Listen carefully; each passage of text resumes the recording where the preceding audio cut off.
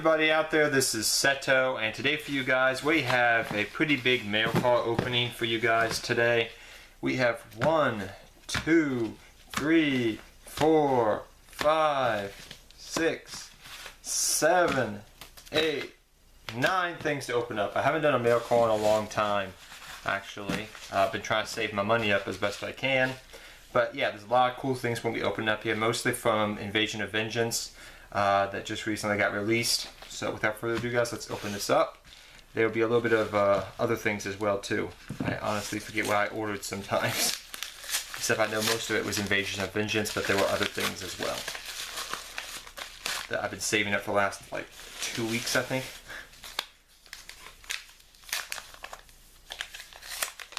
Let's see here. This finally came in the mail. Thank gosh.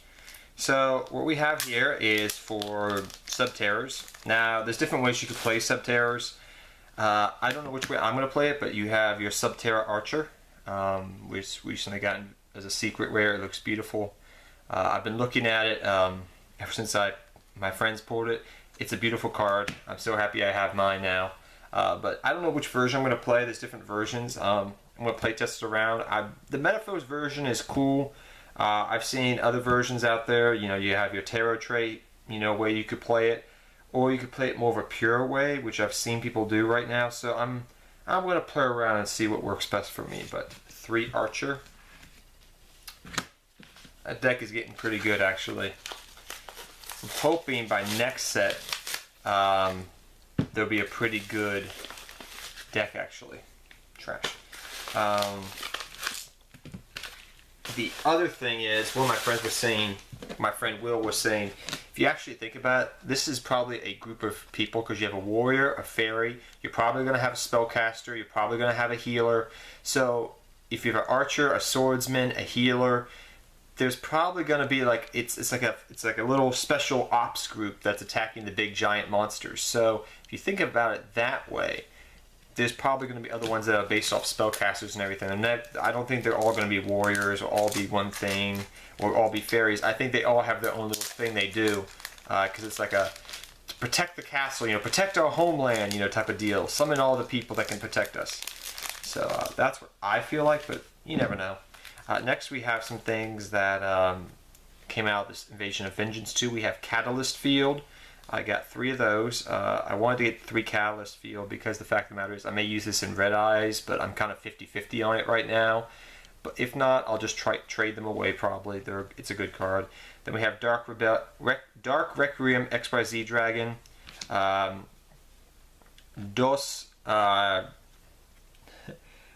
Tellarknight Blatimus for my Tellarknight deck, which I cannot wait to play.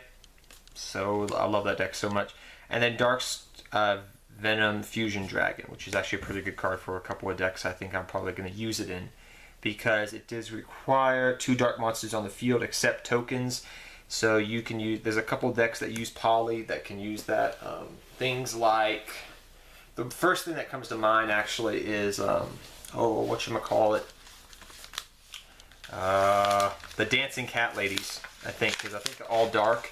So because of that reason, you can run them. Run Star Venom Dragon. If you just have 2 of them randomly on the field, make that card, you're pretty much good to go. So yeah, that's just something that came to mind. When I picked up the card, I was like, that's something you could use it for.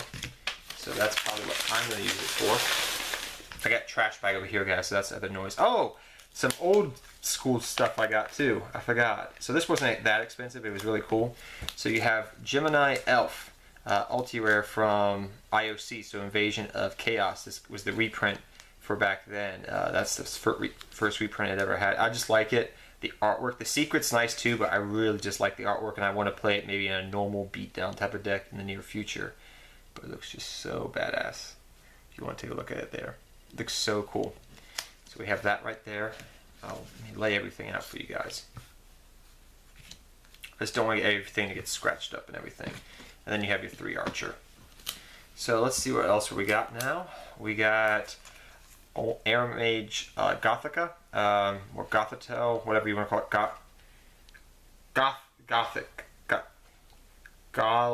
Goliath, my bad. Finally, I got it. My dyslexia, guys. But this card's pretty good. I've been trying it out in Blue Eyes. It's a decent little side tech. I don't know if I'm gonna play it or not, but it was only 25 cents. Might as well pick it up if it's something I'm looking at for Blue Eyes White Dragon. If you guys have played that in Blue Eyes White Dragon, please let me know. I'd love to hear your feedback as well. But it works out pretty well in the deck, actually, now that I've been testing it on DN, Dev Pro, and seeing some of my friends use it for Blue Eyes. I was like, yeah, it may work. I'll try it. It doesn't hurt. I love Blue Eyes too much not to try anything new. By the way, guys, some of you guys have been asking when are going to be the deck profiles for like Red Eyes and Dark Magician and things of that nature. If you guys haven't been paying attention to my Facebook, where I've been telling people, and just in the comments section down below, the Red Eyes deck profile is going to be coming around Christmas time. So probably around December 20th something. Blue Eyes and Dark Magician, I'm going to have updates of the Blue Eyes Chaos Max and the Blue Eyes White Dragon and Dark Magician and Dark Magician Girl all in December next month, because I want to make a Christmas special out of it. So you're probably going to see things like Dark Magician and Blue Eyes White Dragon, one variation of the other, on Christmas and Christmas Eve and Christmas Day for that week of the holiday season. You know, New Year's to Christmas, or right before Christmas, I'll be doing like Dark Magician Girl, other decks. I've already got them planned out what I'm going to do. Horus the Black Flame Dragon, X Sabers, a whole slew, even probably 6 Samurai maybe, but we'll see.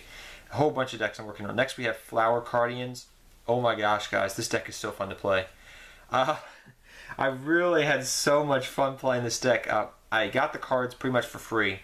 And then I was like, well, how cheap are the Cardian cards? And I looked online and I was like, oh my gosh, these cards are very, very, very cheap. And I was like, all right, I'll pick them up then, I guess, because they're so cheap. I'll build a deck. And I've had so much fun playing with it on Dev Pro and DN, not DN anymore because that's gone, but like Dev Pro and whatnot. And so yeah, it's been a very fun card to play around with the Flower Cardians. Fell out. There it came. It came in the mail finally. Oh my gosh, this came in so... Oh, look at that. I get some cool sleeves I can try out. Woohoo! I love those sleeves. These are some of my favorite sleeves, but I've never used them because they've always been kind of expensive, just for fun, like for side deck cards and whatnot. But the legendary Exodius, Incarnate, and Obliterate. People have been asking me if I'm going to build this build of Exodia. Guys, I've tried it. I honestly... I can honestly say it's not as good as the original OTK build of Exodia. I hate to say it, I really do, but I'd be lying to you guys if I didn't say so. Is it a fun way to play Exodia? Well, yeah, it definitely is. I will agree with that. It is very fun to play that version of Exodia with this. But I feel like Exodia would need maybe 1 or 2 more cards to make it viable. In this variation of Exodia, that is. I'm trying to open something up over here off screen, my green little package.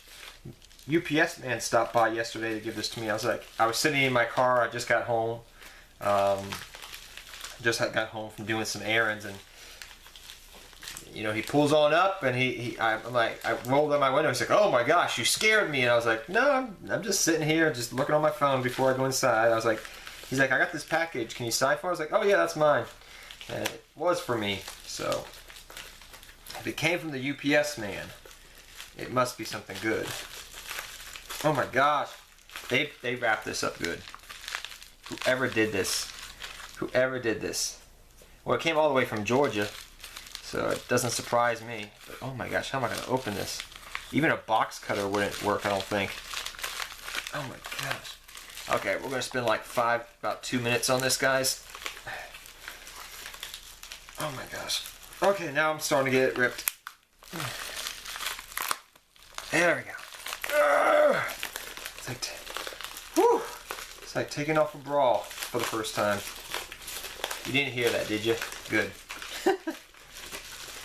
Alright. Oh my gosh.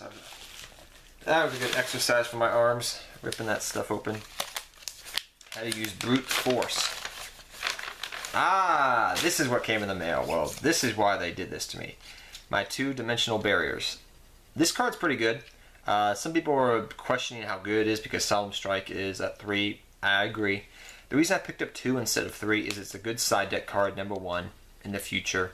Number 2, it's a good card in general. Number 3, if Solemn Strike was to get hit down to 1, I would probably just chuck these 2 bad boys in there as the replacements for Solemn Strike. So either way, it's a win-win for me. If it goes, you know, I got them for, I think, $40 a piece, 45-ish, I think.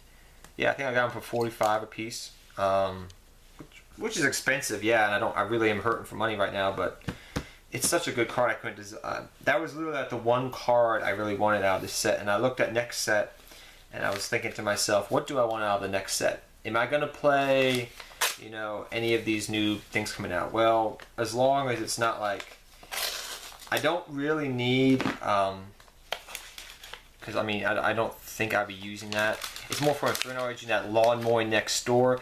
Yeah, I can play it in Light Swarms, but I would prefer to wait for Minerva, because then I can play Minerva Swarm. If Minerva ever gets reprinted, maybe another year or 2, but you never know. You know, it could be reprinted next, you know, in some random pack down the road. But saying that, I don't think I would play that. It's good in Infernoids though, that Lawn Mowing Next Door card. Light Swarms, I don't think so, because I love my JD too much in my Minerva. Even though I don't own it, it looks beautiful, so I don't see what I would play it in. But the Foolish Burial card, that's something I really want for a bunch of my decks, and I hope it's a super. Because if this was a super, this card I'm trying to get undone right now, then there's a very good chance that Foolish card could be a super as well. So we have six, yes, Pot of Vividness. There's a couple of decks I want to run this in the future with. Dark Worlds, 2 of these.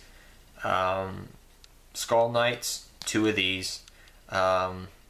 There's a whole slew of just good decks, and this good card is also a good side deck card. So I'm going to tell you guys right now, pick these things up before they go up in price. They're $2 to $3 right now. This will go up in price in the future. I count on it. There's just so many good cards. This is a good side deck. It's a good main deck for different decks that are not meta right now. It's just such a good card in general to have. I'm going to put Obliterate right there because we got that stuff right there. So yeah, it's just a good generic card to have, and I'm probably going to pick up 2 more before it goes up. It may not go up right now, but it will go up. After the set's out of print, yeah, it's going to go up. And even if they do have the Mega 10s for 2017, this will still go up, I think, because it's just going to be, it may have that Twin Twister syndrome where it's like a $10 super out of the set, but it's probably the best super of the set. It's the only good super. Oh, it came in the mail. Yay! My heroes. Totally awesome. I know. I spent $45 on this freaking frog for my heroes that I want to play, because it's a good card. But also, I mean, I'm going to wait for the reprint of this card. If it does get a reprint, probably in the Mega 10s 2017, I'll probably pick 2 more up, and then I'm going to play frogs with it, because I love frog. I used to play frog narcs back in the day, and I used to play frogs with, you know, your Mobius and your Caius and your Ryza. Thessalos, not so much, but yeah. So I really kind of want to relive those days, and I'm happy they have this card because it's just a good card in general, but it's really good in frogs. So I'm going to probably wait to play it in frogs, but I'm going to play it at the meantime in things like heroes, and also in Crab Turtle. That's probably going to be a Christmas deck, because I can make Bahamut Shard in that deck, and I can have Crab Turtle and Totally Awesome on the field, and that's just a broken field. I have Totally Awesome and Crab Turtle on the same field. What is going on? That would be a crazy field to make. Just gonna say I'm gonna open this bad boy up too. Yeah, that would be just a crazy field to have. Have Totally Awesome and Crab Turtle on the same turn. So good. So good. I can't wait to do that. And there goes the Lawnmower Next Door. Oh my gosh, sounds like a freaking goat, like a little plane. Next we got, as we listen to Mr. Lawnmower outside, we have 3 Subterra Behemoths. Good card, decent card. Probably gonna run 1 or 2 of this. I'll probably trade the third away, but it was very cheap to begin with. But yeah, that's what we got today, guys. A whole bunch of good stuff out of Invasion of Vengeance. All the stuff that people want. There's really, as I end this video right now, guys, there's not much in the next set I'm looking for, and I mean the set that's in February. I'll probably play a couple of the decks. Wind Bitches, as they're called. I like calling them. I want to play that deck. Winter Snowbell deck. But besides that, a lot of the other stuff is just not intriguing for me. You know, oh my gosh, that lawnmower. Alright guys, I'm going to end this video before that lawnmower drives me crazy and I go kill somebody. I'm joking. But yeah, till next time guys, take care, have fun dueling, good luck dueling, and I'll see all of you guys next time. Take care everybody. Hope you enjoyed this opening.